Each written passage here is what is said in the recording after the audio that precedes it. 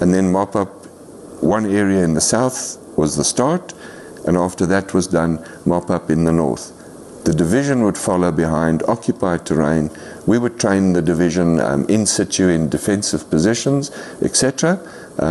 But we were never allowed to execute the entire operation. So in 1 month, we took back terrain larger than Belgium from Boko Haram.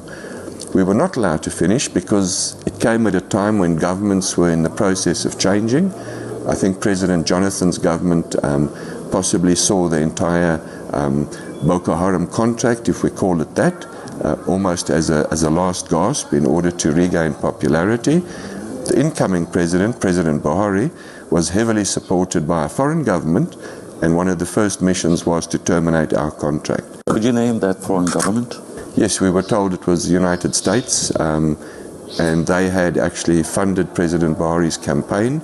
The campaign manager for President Buhari came from the US, and I'm not saying that the United States is bad. I understand foreign interests, but I would have thought that a threat such as Boko Haram on the integrity of the state of Nigeria ought to be actually a priority. It wasn't. Why do you think the US would intervene to abort such operation?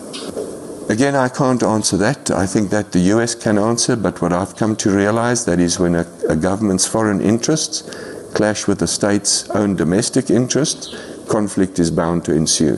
And those conflicts usually just continue with no end.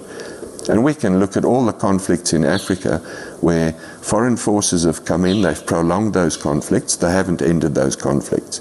And the amount of money and manpower and equipment thrown at those conflicts says to me that something is wrong if no end result is achieved.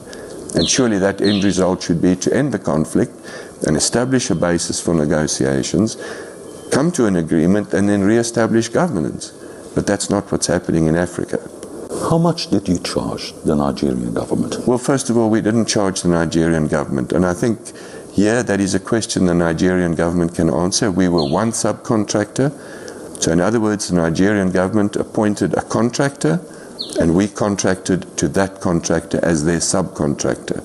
So I think that's all I'll say. If you're really interested in the figures, that's for the Nigerian government to discuss.